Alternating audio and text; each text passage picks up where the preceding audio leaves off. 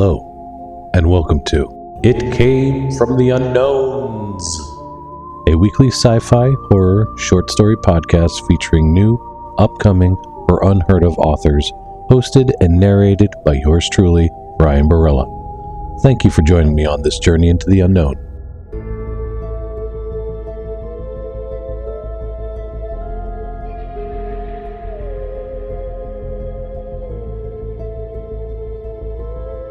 Welcome to episode 4. So let me start this off by apologizing for this hitting the airwaves a little late. My schedule's been a bit more jam-packed than it usually is, but we still made it for Friday, and that's what's important. Today's story is Hell of a Lawyer by Kevin Enhart, narrated by yours truly, Ryan Barella. It's a pretty fun story. I think you guys are going to have a lot of fun with it. I know I had fun reading it, so...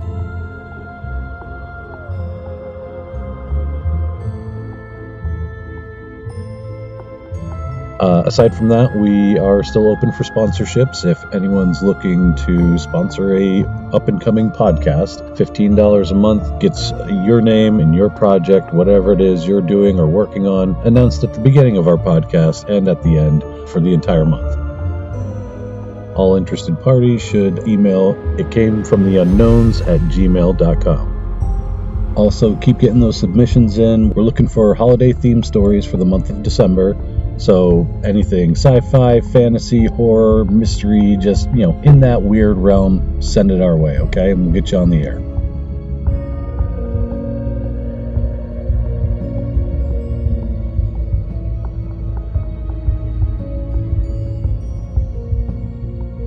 If you do like what you hear and you'd like to support us, feel free to check out our Patreon over at patreon.com/itcamefromtheunknowns.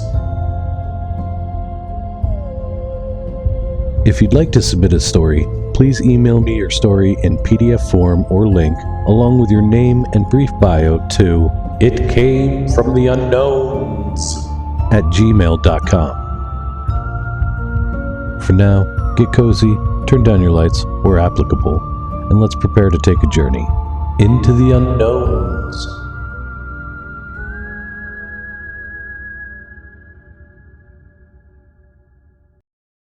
Hell of a Lawyer by Kevin Enhart. There's one thing that humans have learned and mastered over time: negotiation. No one knows where this mania came from, nor when. Some people think of a Neolithic carpet merchant, which poses a concern for scientific verification. Indeed, no carpet or loom was found from this period. At best, we could bet on some animal fur sold from one tribe to another by some zealous salesman. Others lean more towards haggling with some deity shortly after its invention in an attempt to escape certain death by a wild animal. Divinity invented, therefore, shortly before the death of its inventor, which will not lack any irony either. For this is the ultimate bargain. Despite a quickly long, difficult, full of boring jobs, surveys at dawn, and tax slips that are too big to counterbalance pay slips that are not big enough, in the end, the humans bargain at the moment of death, sometimes for nothing but a few seconds maybe. Worse, with the 1980s, they became procedural. In itself, it does not really a problem when it comes to going up. The white light, the halo.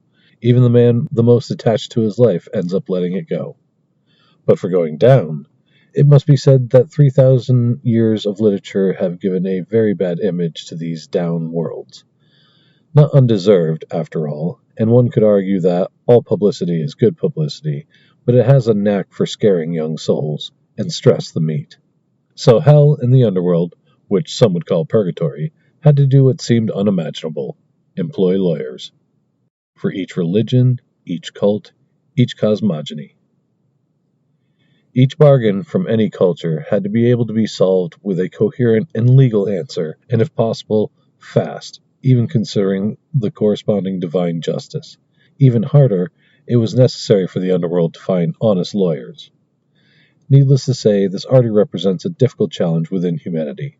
But that becomes an immediate obstacle in the present case. Although hell and the underworld are populated by lawyers of all types, none, inevitably, could be reliable and honest enough to turn the purgatory into an incorruptible tribunal. Thus, and in absolute discretion, they hired hand-picked lawyers in human companies among the living on Earth. Gary Mann was one of them. A good lawyer, although young, honest, attached to justice more than his own image. He was also a loving, gentle husband, enjoying quality cuisine, chickpeas, and great literature. A man of culture. He was currently sitting in an anonymous subway wagon, finishing a chicken salad while reading Rebecca by Daphne du Maurier, a book that he had already read, but he appreciated the writer's phrasing, the rhythm of her words, which he murmured like one hums a song. Gary worked all week in a London law office from 9 a.m. to 6 p.m. He never left early out of consideration for his colleagues and the files he handled, and he never came home late, out of respect for his wife.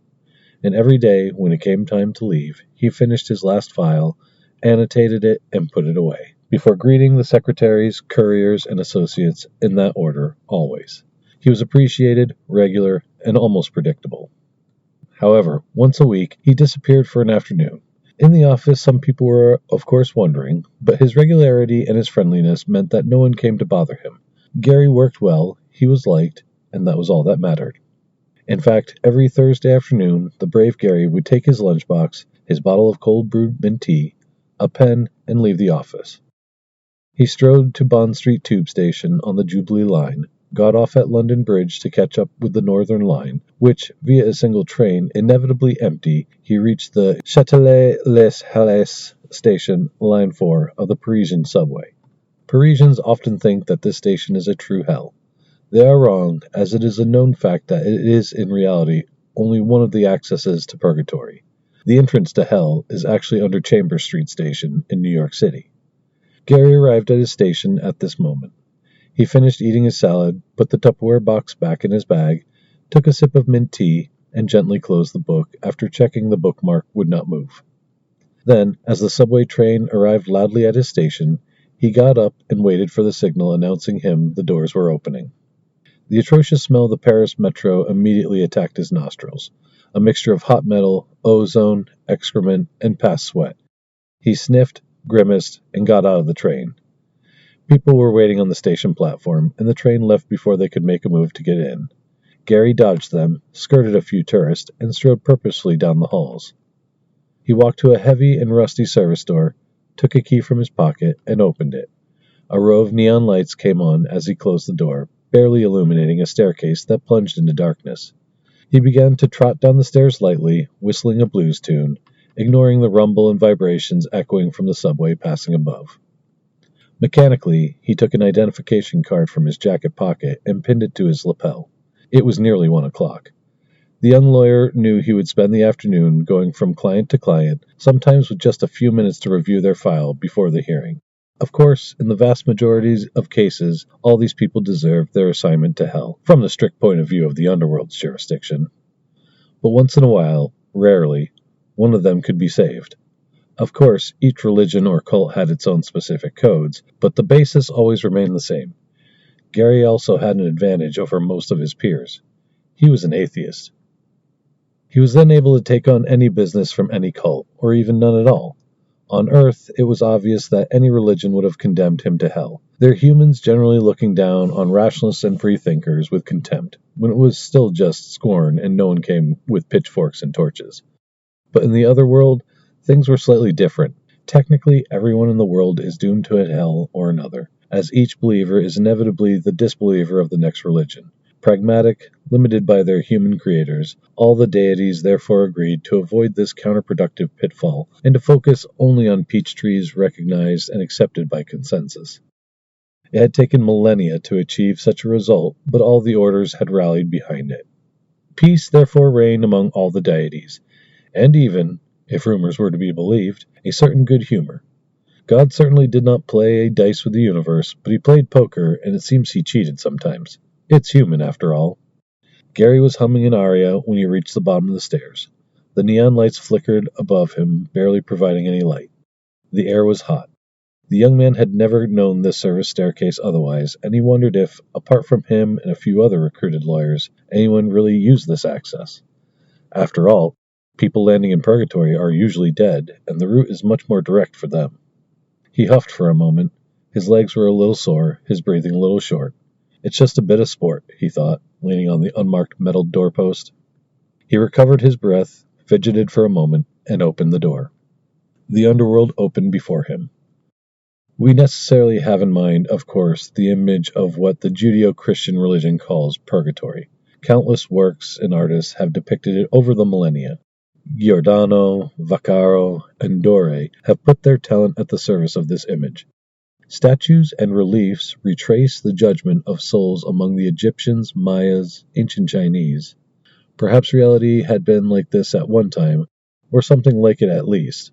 A place outside of humanity, hell, and paradise, but linked to the three, a river separating destinies. As far as Gary was concerned, it wasn't about that at all. Here, too, bureaucracy dominated. A huge open space stretched out in front of him, glass partitions leading to nothing but new rooms. Here and there, modern glass offices dominated the workspaces where thousands of people managed the files of those who died. It goes without saying that when we die, we die. It was acquired and immutable. The person who existed, lived, simply disappeared. Their memory, their soul if you prefer, on the other hand, arrived here. It was this file that was judged, and the memory left by this person. Memory without life or concrete existence, but fed by those who had known this person. A long pneumatic circuit ran above the desks, spitting out tubes containing files, messages, and information about each death. Finally, at the far end of the huge room, barely visible, large doors opened onto the immense director's offices. Gary took a deep breath and, avoiding the tubes that hissed from the pneumatic system, walked among the desks. Usually he went downstairs, where he met briefly with those who would be his clients and studied their files. Finally, in the last basement, was the court, and its cohort of prosecutors and lawyers, some of whom literally came out of hell. There were indeed few lawyers in paradise. But today Gary had an appointment in one of those huge offices that houses the elite of the three worlds, or even more, depending on the cosmogonies. Of course he had an appointment neither with a major divinity, these being too busy helping this or that human win the lottery or inspiring them with love, nor with one of those immense demons, those there being too busy judging infidelities or cheating at games. Nevertheless, it allowed for a closer hierarchy of employees, which is always good. He knocked. The knocks were barely heard as the door was huge. The door swung open heavily. In the huge office with a perfectly harmonized and balanced decoration were two women, deep in discussion. They fell silent when he stepped onto the Art Deco carpet and stared at him. Humans, living moreover, remained rare here and a curiosity for all and all. The woman sat in the armchair facing the door. Superb in her evanescent white toga was Themis. The Titan had hired Gary 2 years earlier, judging him on his sense of the law and fairness to dispense perfect justice, from which no one could escape. He didn't know the second woman. With dark skin, almost black, and fine traits, her hair cut in a rigorous way with gold jewels shone, he guessed that she must be Egyptian. She sat casually on a corner of Themis's desk, her long robe adorned with papyrus flowers splitting in the middle of her thigh. "Hello," he said. "You asked to see me?" "Hello, Mr. Man." Themis gestured for him to approach and sit in one of the armchairs in front of his desk. "Thanks for coming. Let me introduce you, Ma'at, an Egyptian cousin linked to harmony, peace, the balance of the worlds. In short, she does quite a lot of things." "Hello," stammered Gary. The goddess replied with a smile. "We have a little concern about you," resumed Themis, "which we will solve that quickly, of course, but here it is. We have to part with you, unfortunately." Gary's gaze was lost in the infinite, divine length of Ma'at's legs. He suddenly came out of his reverie with an indistinct but stunned groan. "Pardon? Are you sending me back?" "As I said, unfortunately." There was a brief moment of silence, the kind of heavy, awkward, and unfathomable silence that writers tend to make even heavier with long descriptions full of adjectives. Gary stared at Themis in disbelief. "But why?" he asked in a small voice. Not that being fired from his job here would ruin anything in his career, although he was very well paid, and it was obviously not declared, but he had never been fired from anywhere. Ever. "Well," for the first time Gary heard Ma'at's voice when she stood before him. "We can't tell you, but I can guarantee you that it's a question of balance between worlds. Quite simply, we cannot keep you as a lawyer. It is a matter of order and moral fairness." "Ma'at is really precise on these subjects," repeated Themis. Gary barely heard the last sentence. His brain was racing. A pattern was emerging in his head. "Why?" he repeated to himself. "Why now? What changed? Why can I no longer be accepted for this job?" Then he understood. Themis was still speaking when he interrupted her. Am I going to die? Again, that awkward silence. The Titan gave the goddess an embarrassed look. What do you mean? Well, it's the only thing that could change your mind about me. If I die, I'm bound to end up in one camp or another, and I won't be able to work for you anymore, since I have no religion that could constrain you. This is the only plausible reason. I have no illness, no warning. It'll be an accident, right? And it'll happen soon, isn't it? There's nothing we can say, began Ma'at, immediately interrupted by Themis. Yes. She seemed to unburden herself with the weight of the world. Her shoulders slumped, she leaned back in her chair again. She smiled.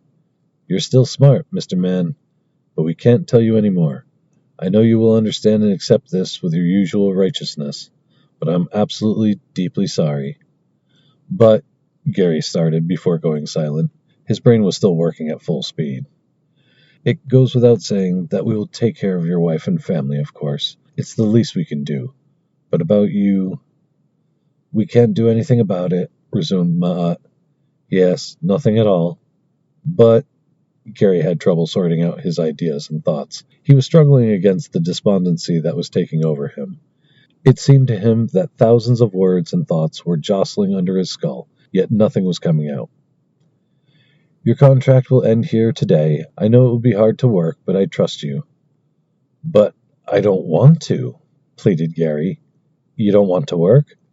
I don't want to die, Ma'at tried. Let it go. You're a grown man now. I don't want to be fired, Gary finished in a gasp. His voice had taken on a tone of challenge. He no longer trembled, looked alternately at the two women with a lively gaze. You can't fire me. Oh? Themis crossed her fingers, sank back into her chair. She had lost her friendly smile. Come on, Mr. Man. You know the place, the system, the rules. You know you can't win this. And then, with your qualities, you will certainly not go downstairs, added Ma'at. Your memory will be positive, of course. Your exploits will sail until the end of time and the universe. It is noble and poetic. But I don't want to, repeated the lawyer. I want to continue working. I have my life, too. Are you afraid of dying? We can call a specialist who will explain everything to you. Themis already had her hand on the phone. No, well, a little, but no, I just don't want to be fired. You have no right to do that. Ah, sorry, but yes. Gary took a deep breath. For a moment, he held the wrathful gaze of the two women who now towered over them with all their divine immensity. He then understood why the doors were so high. He stood up, took his bag, and prepared to leave the room. He stopped after a few steps, turned around as if he had just taken a sudden resolution. All right, in this case, I will sue you for unfair dismissal. We will see what is truly right. He left, letting the doors close gently on the two dumbfounded goddesses. Gary finished up his cup of coffee, one of the hallmarks of the firm that had hired him right out of college. Both coffee and tea were excellent. He rinsed the mug in the sink and set it on the ledge. It was Tuesday. 5 days had passed since he learned of his dismissal, and his surprise had quickly turned to cold anger. He wouldn't let himself be kicked out by a few demiurges. He took his satchel, greeted his colleagues, and left the small cafeteria upstairs. He had eaten light. Gary had asked for his afternoon to go to the underworld offices to pick up the various elements of his file. He had notably insisted on having the expected date of his death, which he had been formally refused.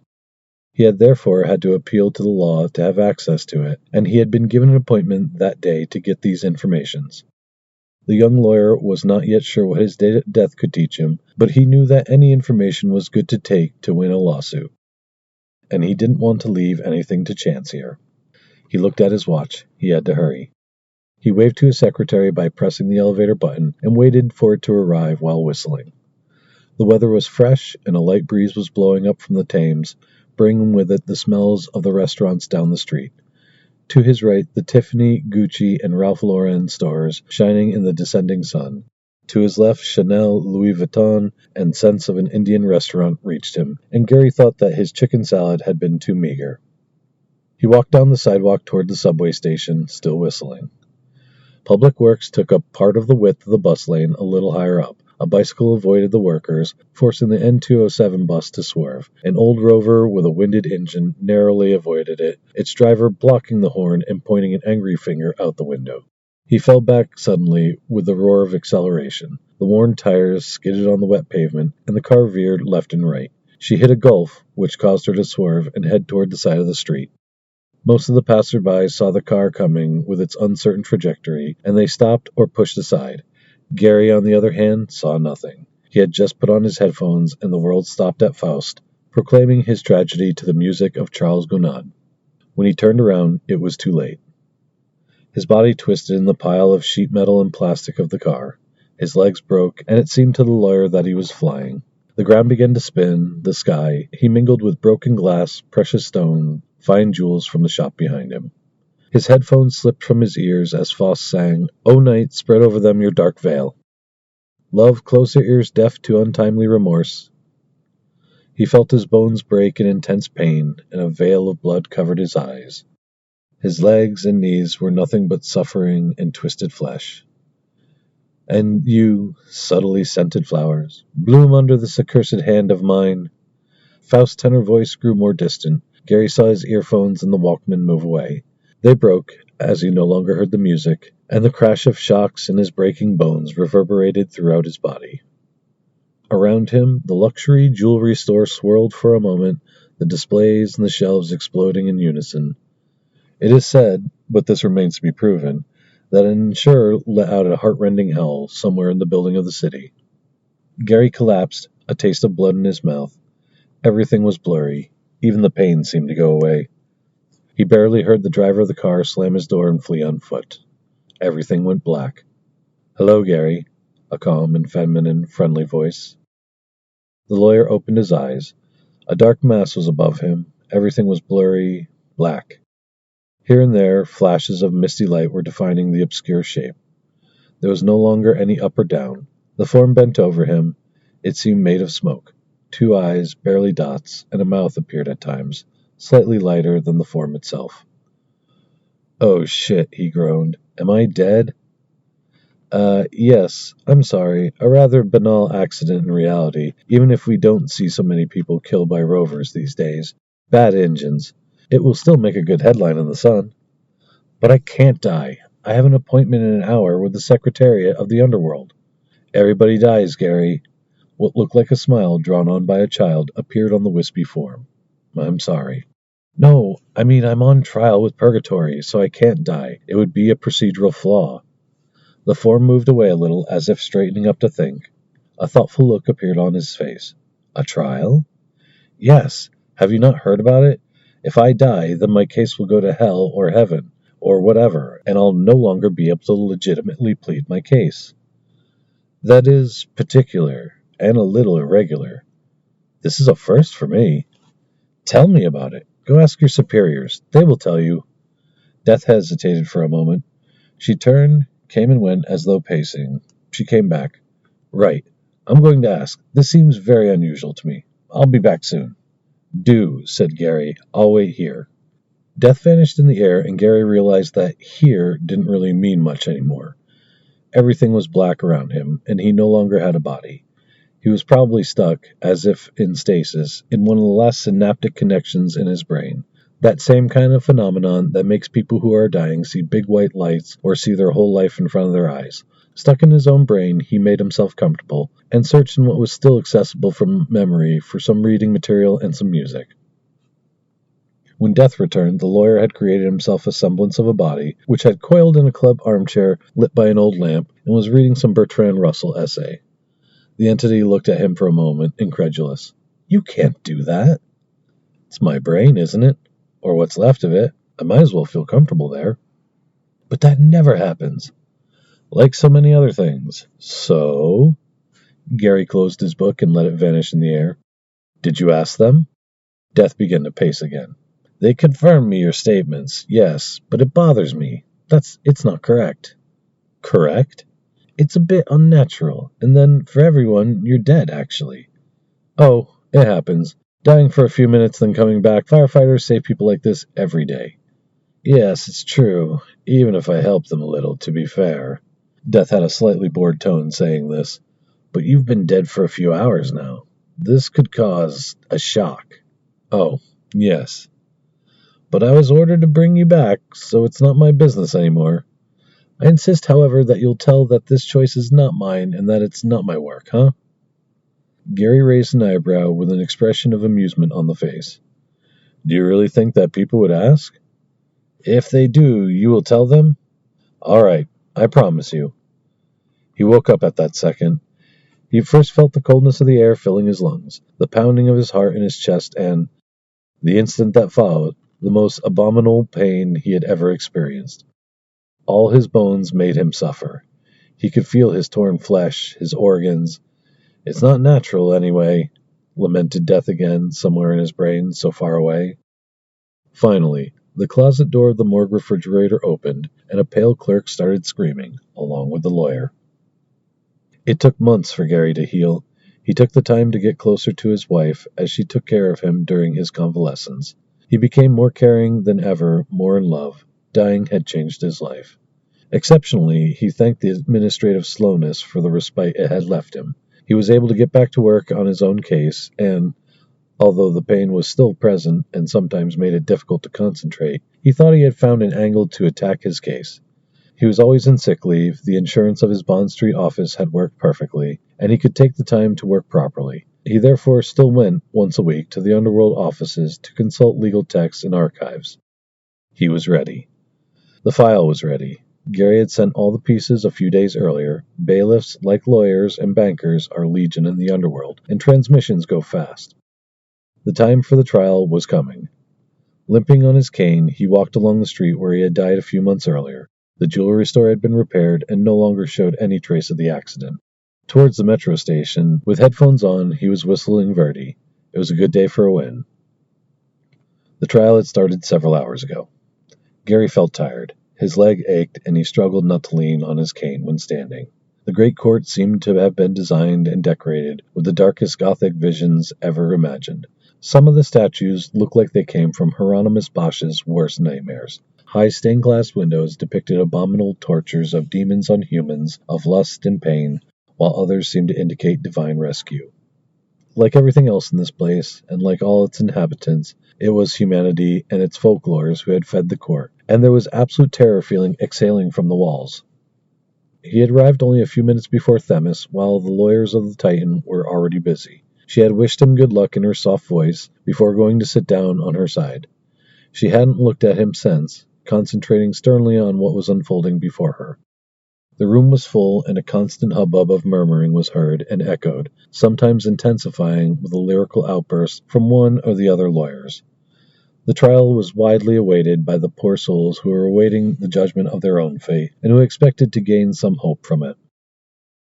One of the lawyers from the underworld, there were 4 of them, all coming overwhelmed from below, was finishing his presentation of the evidence. This was the end of the pleadings. Everyone had brought their arguments, it only remained to finish with the last elements to try and convince the judges. Mr. Mann should have known that his contract with the underworld could not be eternal, literally, said the skinny lawyer. This is not an event he could have foreseen, and necessarily a death leads to a dismissal. He cannot continue to work from one or the other of the beyond worlds. Mr. Mann can only blame himself. Good, thanks.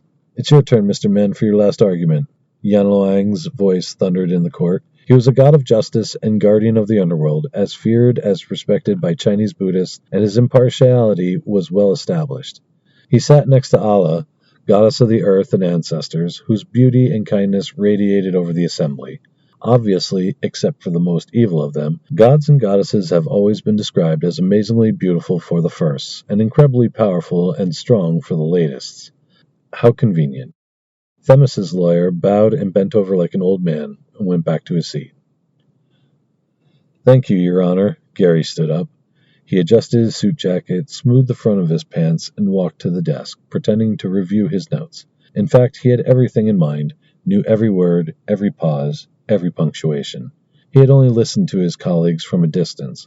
What they had to say hardly interested him, and he also knew very well the direction they would take. He was not wrong. Your Honors, here we are at the final act of this trial. I would like to say that the arguments of the opposing party moved me, or made me think, or change your mind. It is not so. He looked towards Themis, who supported him by narrowing her eyes defiantly. Gary always had fun with flourishes and long sentences that generally enlivened the emptiness of legal discourse, and he played it like a wordy old movie. He had even taken out his wig from the court of London, something he had never did in session in the underworld. The crowd wanted a trial, they had it. He reminded them the events, his dismissal, his own death, a trauma on which he dwelt with emotion. He walked up and down around his desk, sometimes calling on the audience to witness, managing to encourage the judges to ask him questions or to respond. He was having fun, fighting vigorously. As it has always been said, my dismissal is indeed an abusive act, an ease and a desperate abuse of power. I don't know the reason, but it could have been avoided, as well as all this. Do you mean that your death could have been avoided? Judge Allah asked suspiciously. Gary smiled. Actually, no. We all must die. I mean that the opposing party knew the date, time, place, and conditions of my death, that somehow I couldn't have escaped it unless I wasn't there. On a Tuesday, early in the afternoon, I'm normally at my office reading files, preparing pleadings. It's a routine that I constantly repeat, so that's what I always do. Yes, we know what a habit is, said Allah. We don't see how it matters. The goddess, still radiating beauty, was visibly bored. Exactly, resumed the lawyer. He returned to his desk, leaned against it to give more weight to what he was about to say. This was the moment he had been waiting for. What I mean is that, if not for this dismissal, which led me, predictably, to file this lawsuit, I wouldn't be dead. The audience uttered a general exclamation. The defense lawyers stood up, asking for a suspension, an objection, or a recess. The two judges looked at the human again suspiciously. They waited for silence to return without taking their eyes off him. It would indeed be an abusive process, said Yanluang in his loud voice. Are you sure you couldn't have died anyway? I probably could have, but what an extraordinary coincidence that would have been, right? I don't think my employers clearly knew all the elements of my accident. Death will no doubt have sent them the information, or they will have seen my name on a pending file. Still, without all this business and in view of the elements that I was able to gather, I would not have died that day. Dismissing me was therefore superfluous. But at the time you were fired, you were not yet supposed to die? Asked the goddess Allah. Why this request for dismissal? I don't know. Among the billions of possible events that could occur at any time, perhaps this one emerged as a more immediate probability. We will probably never know. Finally, my defense colleagues made a mistake. Earphones or not, presence or not on the scene, the fault of my death is not mine. It is incumbent on my employers, who by dismissing me for this cause provoked it. Can divine foreknowledge fail? Beyond justice, it will need a thorough investigation. I therefore request the cancellation of my dismissal, without penalty. I am sure that the opposing party, concerned with justice, will be satisfied with this request. He glanced again at Themis, who smiled sweetly at him. The Titan of Justice indeed appreciated, and she made it known by her lawyers that she complied on the judges agreed. Their deliberations were brief. It must be said that the time of men is not that of the divinities, which also amuses them. Zeus remaining champion in this game. Allah and Yanluang returned to their seats. They waited again for the audience to calm down and sit down. Motioned to the court to stand. This trial is unusual to say the least, began the goddess in a soft voice. It is rare that we directly challenge and question both the justice of a decision and its origin, until the death of the subject itself. Nevertheless, Mr. Man, we must constrain ourselves to a truth that you have raised. There is a void in our justice, however imminent it may be, and you have been a victim of it. We therefore decide that your fate is in abeyance until this vacuum is filled and a satisfactory answer to your situation found. We will work on it as soon as this trial is closed. I think the Interworld Justice Services will be happy to take you back under the same conditions until a decision is made. Does that suit you? Gary stood, leaning on his cane. His legs still felt heavy, but he no longer felt the pain. He exchanged a smile with Themis. At the back of the room, Ma'at had entered and followed the announcement of the deliberation, her arms crossed on her chest. Good for me, replied the lawyer. I'm happy to return to the service of the underworld for the time I have left to live. Perfect. Yanluang allowed himself a smile. His voice rumbled again. We therefore decide to investigate and reflect on your case. We will see each other again when this decision is made. The session was adjourned. The defense lawyers were sent back to hell with loud cries and lamentations. Themis watched them being led away and turned her attention back to Gary. She greeted and congratulated him. "Once again, you have shown your talent and your sense of justice," she said kindly. "You are a good and honest person. We are sincerely delighted to see you again next week." "Thank you," he said. "To tell you the truth, I thought about my wife. I'm glad to have more time with her, even if it's only time for this investigation. I'll see you Thursday, then." He greeted her and walked away with his cane. He blended into the crowd, leaving the room. Ma'at arrived along Themis. "A great victory," she said. "This investigation will certainly move things forward. There can never be too much justice." "It's true, but the time of the gods is not that of men, and such an investigation will be very, very long for him. Centuries, millennia, maybe." "Yes," agreed the Egyptian goddess. She looked away, lost in eternity.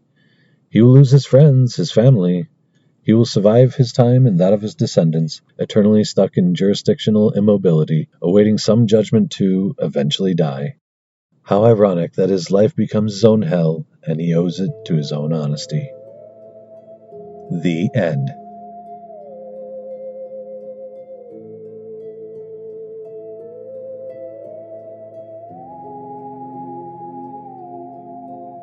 Welcome back. You were just listening to Hell of a Lawyer by Kevin Enhart, narrated by yours truly, Ryan Barella. I hope you enjoyed that as much as I did. I thought that was a fun little twist. It was a great little story. I had to re-record a bunch of it because I would catch myself chuckling or cheering for the main character.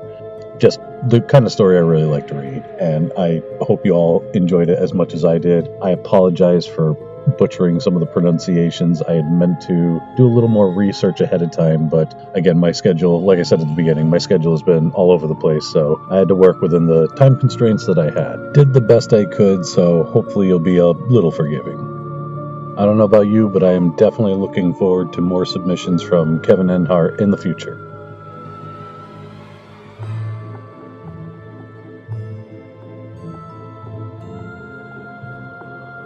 Again, if you enjoyed this and want to help support, you can check us out over on Patreon at patreon.com/itcamefromtheunknowns. We have a digital subscription where you can also get an ebook of the stories for each month, as well as a t-shirt subscription which will feature each month's cover. It's a great way to look fashionable and support upcoming authors.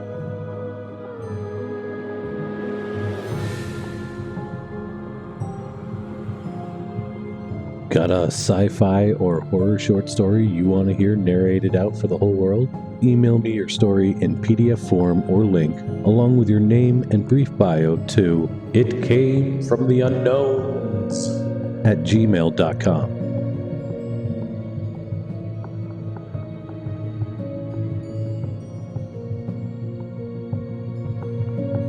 Thank you again for taking the time to check out It Came From The Unknowns, a weekly sci-fi horror short story podcast featuring new, upcoming, or unheard of authors, hosted and narrated by yours truly, Ryan Barella. I'll leave you now with one of my favorite lines. It goes, "Let us say then that my listeners are an uncommon herd." Stay weird, everyone.